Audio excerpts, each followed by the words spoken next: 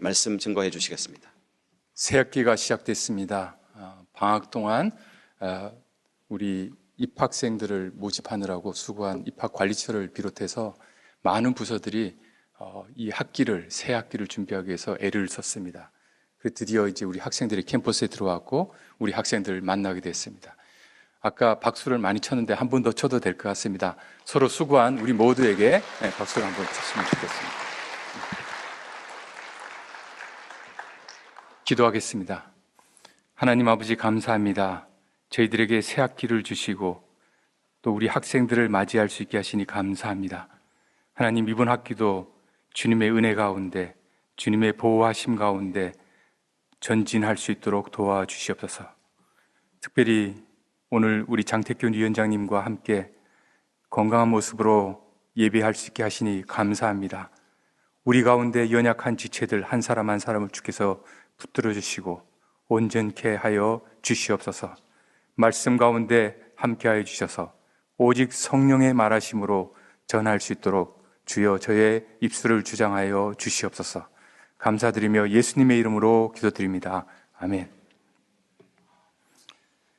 오늘 새 학기를 본격적으로 시작하면서 어떤 말씀을 전할까 고민을 하다가 오늘 본문을 정했습니다.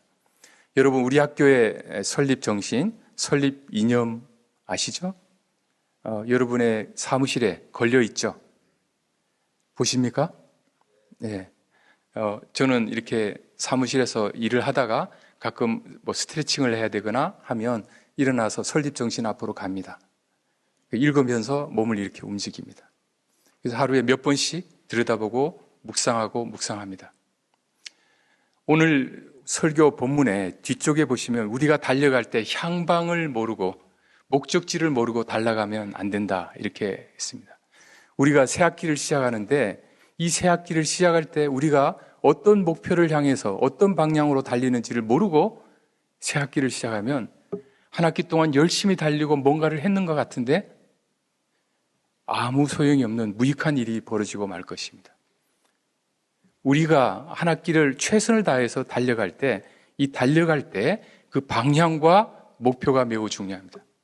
우리 학교의 설립 정신, 설립 이념의 핵심이 무엇입니까? 오직 하나님의 말씀으로만 사람이 변화될 수 있습니다. 윤리교육, 도덕교육으로는 사람이 변화되지 않습니다. 오직 하나님의 말씀으로 사람이 변화됩니다. 사랑하는 여러분, 그렇다면 우리가 새 학기에 맞이할 우리 학생들을 우리가 최선을 다해서 교육하고 섬겨야 될 터인데 이 학생들에게 4년 동안 공부하고 취업하고 또 대학원을 가든지 할 터인데 이 학생들이 우리 학교에 와서 배워야 될 진정한 교육이 무엇이겠습니까? 하나님의 말씀으로 변화되어야 되는데 문제는 하나님의 말씀의 권위를 인정하지 않는다면 그 학생들이 많은 전공 지식과 교양 지식을 쌓았는데도 불구하고 하나님의 말씀의 권위를 인정하지 않는다면 달리 말하면 신앙을 갖지 않는다면 성경을 하나님의 말씀으로 고백하지 않겠죠. 그러면 아무리 성경 이야기를 들어도 하나님 말씀으로 받아들이지 않으니까 그 학생들에게는 변화가 일어나지 않을 겁니다.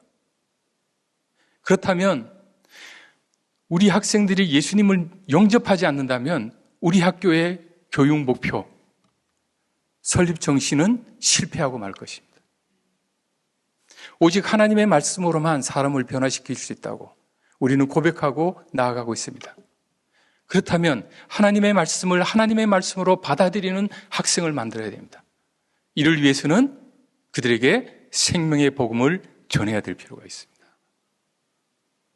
이것이 우리 학교에서 시행하는 교육의 가장 근간이고 모든 교육에 제대로 된 교육을 가능케 하는 출발점이 될 것입니다.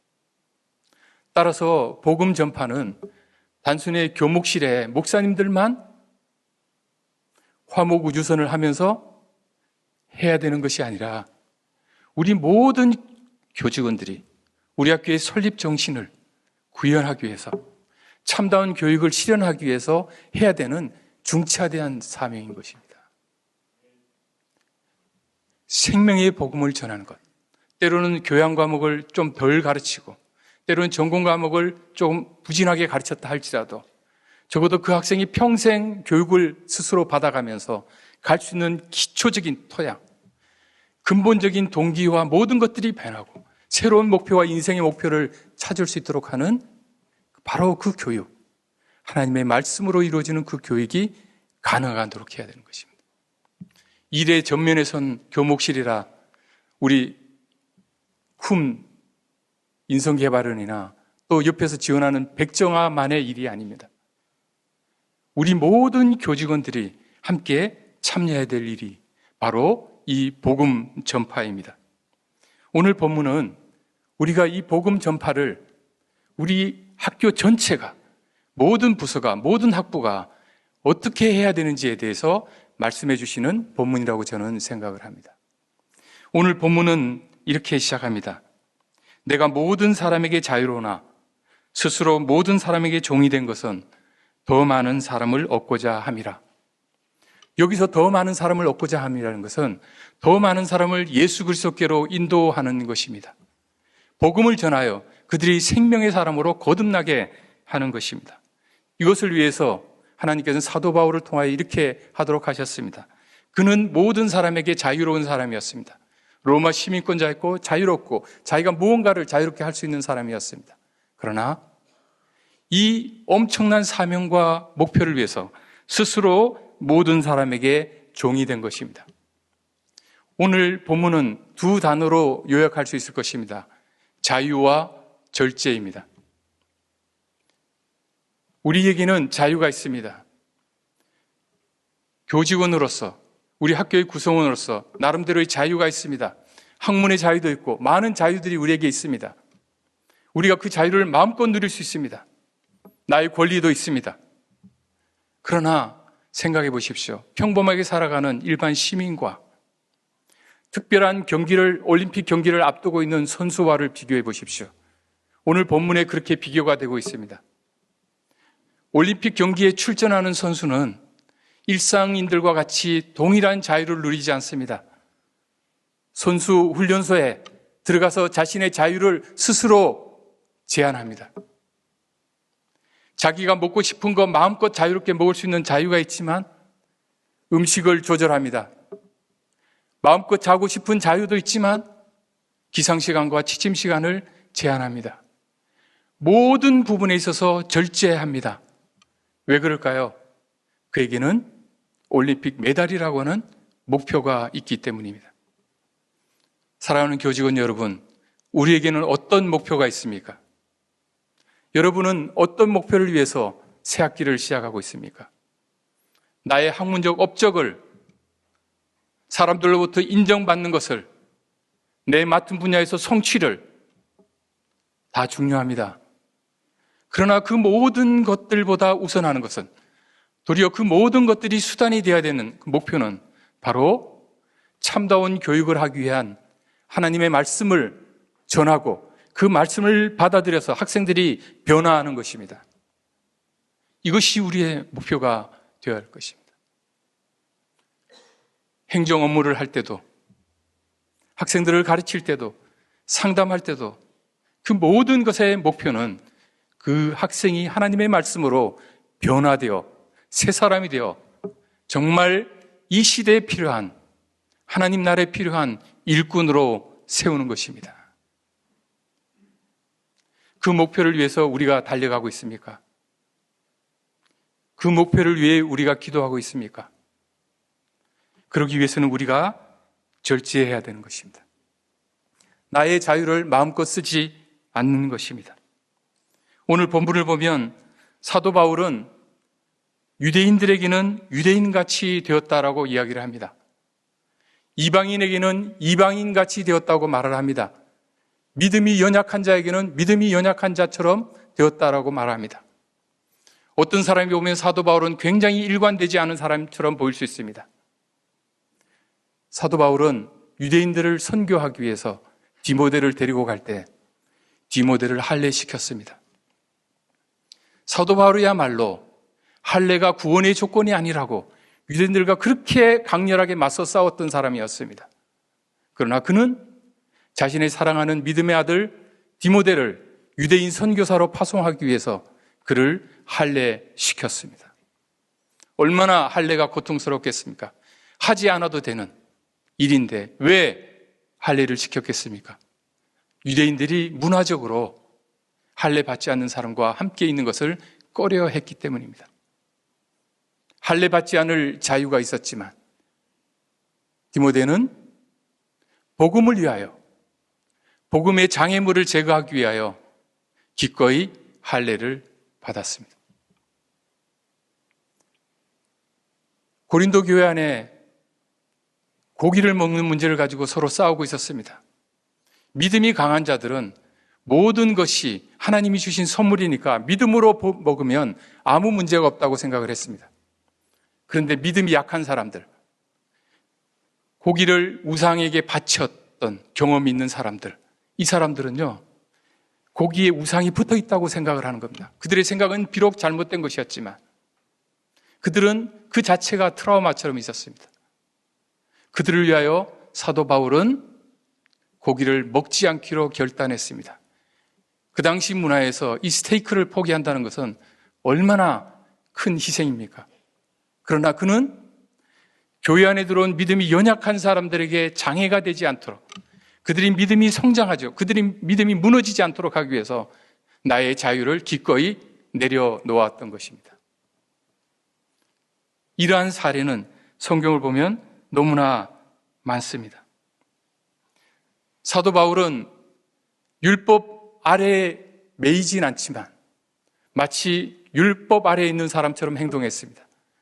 구약 레위기에 나오는 모든 정결례들을 행했습니다. 정결례를 굳이 행하지 않아도 되는데도 유대인의 규례에 따라 그는 정결례들을 다 행했습니다. 예수님조차도 겟세마네 동산에 기도하러 가실 때 당시 유대인들은 안식일에 1km 이상을 걸으면 안 된다는 말도 안 되는 규범을 갖고 있었지만 예수님은 그 규범을 지키셨습니다. 그것이 옳아서가 아니라 한 영혼이라도 더 얻기 위하여 장애가 되는 것이 있다면 기꺼이 감수하셨던 것입니다. 사랑하는 교직원 여러분, 우리 학생들 하나님께서 보내주셨습니다. 신입생 충원율 100%입니다. 이 학생들을 맞이해서 우리가 어떻게 해야 될까요? 복음을 전해야 되겠습니다. 그런데 복음을 전할 때 우리 학생들의 필요와 상황과 그들이 어디에 있는지를 정확히 알 필요가 있습니다. 나의 생각, 나의 판단, 나의 기준을 그들에게 강요하기 전에 도대체 그들은 어떤 종류의 사람들이고 어떤 아픔과 어떤 필요를 가지고 우리 캠퍼스에 들어와 있는지를 정확히 진단할 필요가 있습니다. 그리고 그들의 필요에 따라 때로는 우리가 부담스럽고 우리가 때로는 희생해야 되고 우리의 편안함을 내려놓더라도 그들의 눈높이에 맞춰서 그들을 교육하고 그들에게 복음을 전할 필요가 있습니다. 여기서 한 가지 주의할 점이 있습니다. 유대인에게는 유대인의 모습으로, 이방인에게는 이방인의 모습으로 간다고 해서 복음의 본질을 훼손시켜서는 안 됩니다. 학생들에게 채플에 더 가까이 간다고 하기 위해 하다가 성경 자체를 전하지 않고 십자가 부활의 복음을 제대로 전하지 않고 단순히 문화 행사로 끝나서는 안 될 것입니다.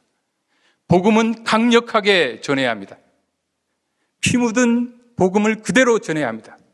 그러나 그 복음을 전하는 메신저들이 우리의 태도가 그들에게 상처되지 않도록 그들의 마음 문을 여는 방식으로 다가가야 할 것입니다. 여기서 유대인에게는 유대인의 방식으로, 이방인에게는 이방인의 방식으로의 핵심이 있습니다. 그들의 연약함을 배려하는 것입니다. 우리 학생들이 무엇을 원하는지, 우리 학교에 들어온 학생들 1등급부터 9등급까지 매우 다양합니다. 교수님들이 강의를 하실 때 편하게 하실 수 있습니다. 내가 준비한 교환, 내가 가르치는 방식 그대로 따라올 사람 따라오고 따라오지 말 사람 따라오지 말고 이런 방식으로 가르치는 것은 교수에게는 편안한 방식일 수 있습니다. 그러나 같은 클래스에 들어오는 학생들이 천차만별입니다.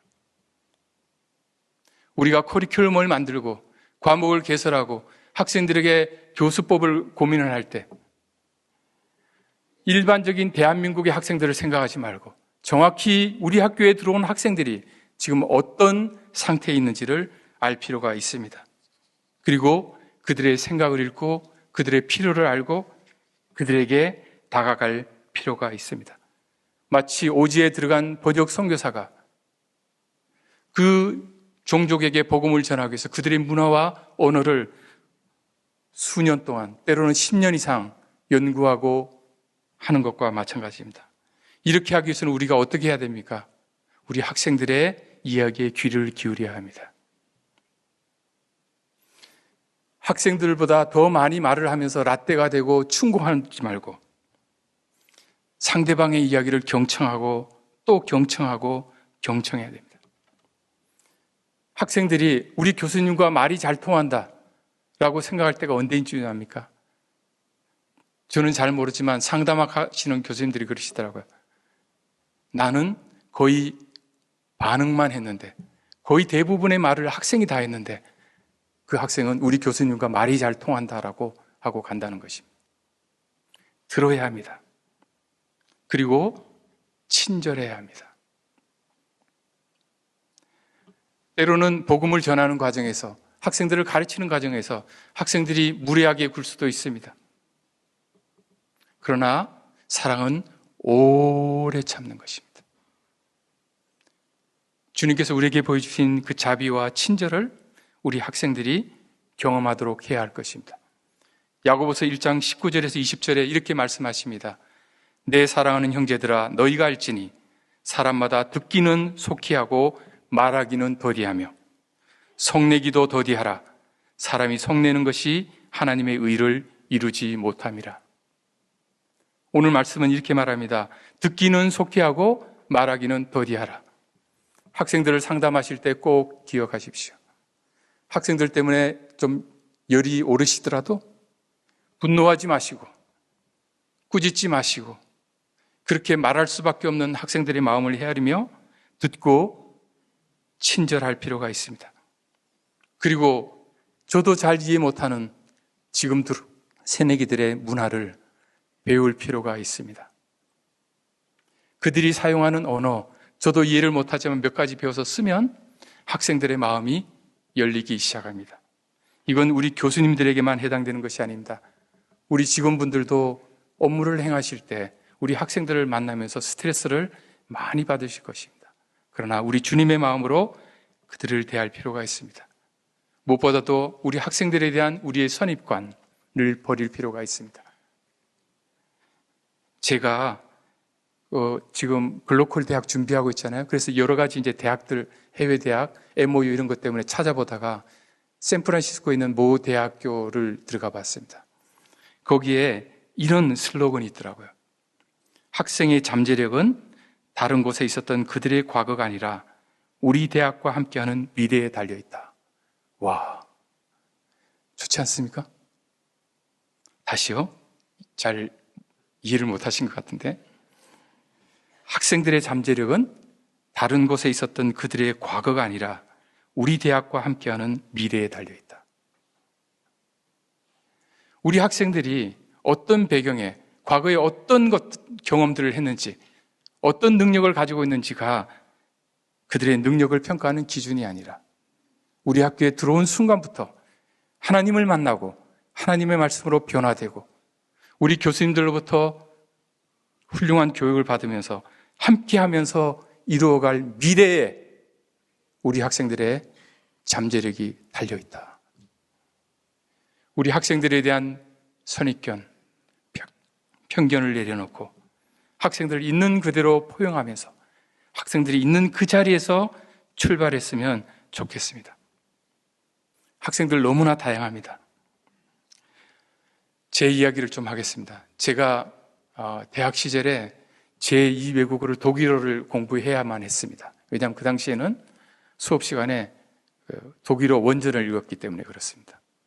제대로 독일어도 모르는데 칸트의 순수이성 비판을 읽으려고 하니까 죽는 경험이었습니다. 한 학기에 몇십 페이지밖에 진도가 못 나갔습니다. 너무 절망적이고 힘든 시간이었습니다. 그래서 제가 석사과정을 갈 때 결심을 했습니다. 독일어를 배우리라. 그래서 남산에 있는 괴테 인스티튜트에 시험을 쳤습니다.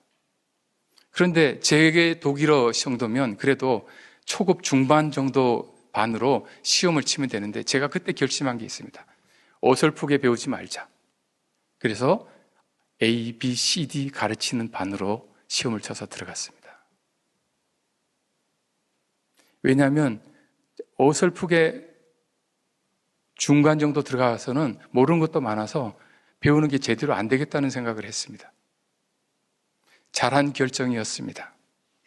그런데 생각해 보십시오. 대학원생 석사과정생이 ABCD 반에 들어갔다고요. 들어갔더니 고등학생 하나가 있는데 제가 좀 몇 반을 올라가서 갔더니 독일어를 너무 유창하게 하는 고등학생이 하나 있는 거예요. 저는 석사과정생인데 얼마나 자존심이 상하겠습니까? 그 학생이 제 반에 없었으면 좋겠다 하는 생각이 들었습니다. 그때 제가 제 자신을 돌아보면서 결심한 게 있습니다. 다른 사람을 보지 말자. 어제의 오늘보다 오늘의 내가, 오늘의 내보다 내일의 내가 한 걸음 나아가면 되지. 학기가 바뀌니까 그 학생은 다른 반으로 가서 보이지 않았습니다. 사랑하는 교직원 여러분, 제가 뭘 말씀드리고 싶은 거 아십니까? 우리 대학교 1학년 학생들 토플 끼고요, 영어 엄청 잘하는 것처럼 폼 잡고 다니면서 영어 못할 수 있습니다. 제가 우리 학부생들한테 성문 기초영문법 5형식을 가르친 적이 있습니다. 중학교 1학년 영어부터 시작하자고 가르친 적이 있습니다. 그러니까 몇 년이 지나니까 발전이 일어나더라고요. 그 학생의 수준을 정확히 파악을 해서 겉모양을 보지 말고 실질적으로 그 학생을 어떻게 교육시킬까를 우리가 고민할 필요가 있습니다. 그리고 그들과 함께 우리도 성장하게 될 것입니다. 바로 이렇게 우리가 학생들을 섬길 때 우리는 오늘 본문 후반부에 나오는 것처럼 우리가 경기 룰을 학생들에게 가르쳐 줄 필요가 있습니다. 오늘 본문에 보면 24절에 운동장에서 다름질하는 자들이 다 달릴지라도 오직 상을 받는 사람은 한 사람인 줄을 너희가 알지 못하느냐. 너희도 상을 받도록 이와 같이 다름질하라. 이기기를 다투는 자마다 모든 일에 절제하나니 그들은 썩을 승리자의 관을 얻고자 하되 우리는 썩지 아니할 것을 얻고자 하노라. 달리기에 비유를 했습니다. 복음을 받은 우리 학생들이 단순히 복음을 받은 학생에 머무는 것이 아니라 복음 전파자로까지 성장할 수 있도록 우리가 도울 필요가 있습니다. 그리고 우리 자신도 우리 학생들에게 복음을 전하는 사람이 되어야 될 것입니다.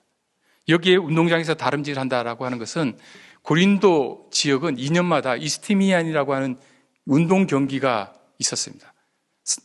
4년마다 열리는 올림픽 경기 다음으로 큰 그리스의 운동 경기였습니다. 이 사람들은 달리는 것에 대해서는 너무나 잘 알았습니다.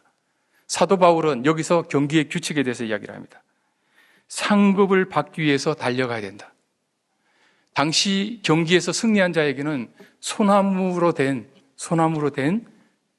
면류관을 씌워줬습니다. 그러나 그 소나무 집에 아무리 잘 보관한다고 해도 결국 썩고 말 것입니다.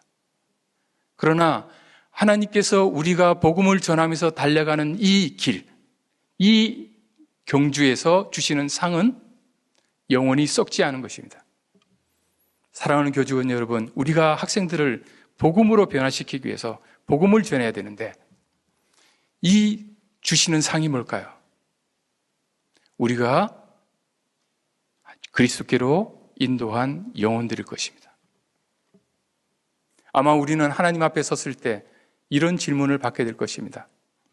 백석대학교 있는 동안 어떤 일을 했느냐라는 질문에 앞서서 백석대학교에서 너는 얼마나 많은 영혼을 구했느냐? 아마 이 질문을 가장 우선적으로 하실 것이라고 생각합니다. 한 영혼이 천하보다 귀하기 때문에 그렇습니다. 우리는 이렇게 복음을 전하는 일에 모두 동참한 것입니다. 어떤 분들은 직접 화목 우주선에서 직접 나가서 사형리로 복음을 전할 수도 있지만, 우리는 강의실에서 우리가 하는 업무에서, 사무실에서 복음 전파에 장애가 되는 요소들을 제거하는 일에 최선을 다함으로써 복음 전파에 우리가 동역할 수 있습니다. 가는 선교사도 있지만 보내는 선교사도 있지 않습니까? 군대에서도 직접 전투하는 병력도 있지만 이발병도 있고 음식 만드는 사람들도 있고 보급병도 있고 운전병도 있지 않습니까? 우리는 복음 전파라고 하는 이 주님이 주신, 우리 학원에 주신 이 중차대한 사명을 이루기 위해 우리 모든 교직원들이 다양한 방식으로 함께 하는 것입니다. 그래서 내가 하는 업무가 내 단순한 업무를 하는데 그치는 것이 아니라 이것이 어떻게 하면 학생들에게 복음이 효과적으로 가는 데 있어서 도움이 될까? 혹시 나의 짜증이 복음 전파를 막고 있지는 않을까? 나의 편안함이 학생을 불편하게 해서 복음 전파에 방해가 되지는 않을까? 고민하는 시간이 필요한 것입니다. 달려가는데요, 운동선수는 자유로운 평민과는 다릅니다. 절제해야 되고요, 많은 것들을 포기해야 됩니다. 하지 않아도 될 것들을 하는 것입니다. 그것이 운동선수이고요. 상은 한 명만 받으니까 얼마나 많은 사람들이 최선을 다해서 달려가겠습니까? 바로 그것이 우리가 달려가야 될 달려감이라고 저는 생각을 합니다.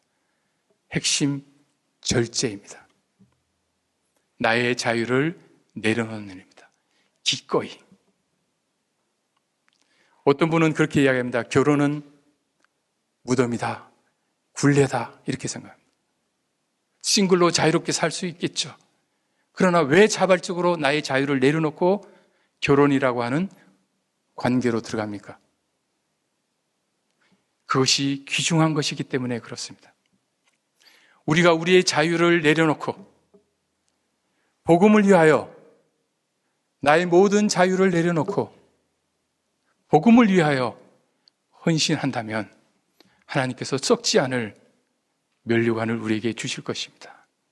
주님 앞에 섰을 때 내가 전도했던 영혼들, 또 전도하도록 내가 도왔던, 다양한 방식으로 도왔던 그 영혼들이 주님 앞에 나의 썩지 않는 면류관이 될 것입니다. 이러한 상급을 우리가 꿈꾸며 이번 한 학기도 달려갑시다. 작년 1년 동안 하나님께서는 많은 전도 열매 우리에게 허락하셨습니다. 올해 새 학기에 하나님께서 더 많은 영혼들을 주님 앞으로 인도하시리라고 믿습니다. 우리가 기도하고 기도하면서 우리의 교육과 우리의 행정과 모든 섬김에 있어서 복음의 동역자로 전진한다면 한 걸음 한 걸음 나아갈 때마다 하나님께서 우리와 함께 하시며 힘을 주시며 도우시며 매일 매주일 새로운 영혼들을 우리에게 붙여주시고 그들의 변화를 통해서 우리 백석학원이 기독교 대학의 글로벌 리더들을 진정으로 길러내는 대학으로 성장할 수 있도록 하나님께서 도우시며 우리 학원이 주님 오실 때까지 이 사명 귀하게 감당할 수 있도록 우리 학원을 붙들어 주시고 지켜주시라고 믿습니다. 기도하겠습니다. 하나님 아버지 감사합니다. 우리를 주님의 학교로 불러주시고 주님이 주신 교육 목표를 위해 달려가게 하시니 감사합니다.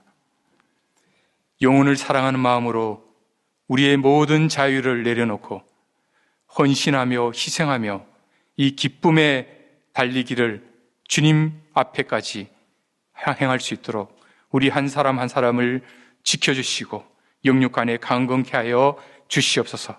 주님 오실 때까지 우리 백석학원이 주님이 주신 생명의 복음을 전하는 일에 최선을 다할 수 있도록 그 열매를 보고 기뻐하며 주님을 찬양할 수 있도록 우리를 도와 주시옵소서. 감사드리며 예수님의 이름으로 기도드립니다. 아멘. 이제는 우리 구주 예수 그리스도의 크신 은혜와 하나님 아버지의 극진하신 사랑과 성령의 감화, 감동, 인도하심이 무엇 생명들을 구하기 위하여 생명의 복음을 전하고자 결단하는 우리 모든 백석학원 교직원들 머리 위에, 우리 백석총회와 기독교연합신문사 위에, 우리 한국교회와 우리 민족 위에 지금부터 영원토록 함께 계시기를 간절히 축원합니다. 아멘.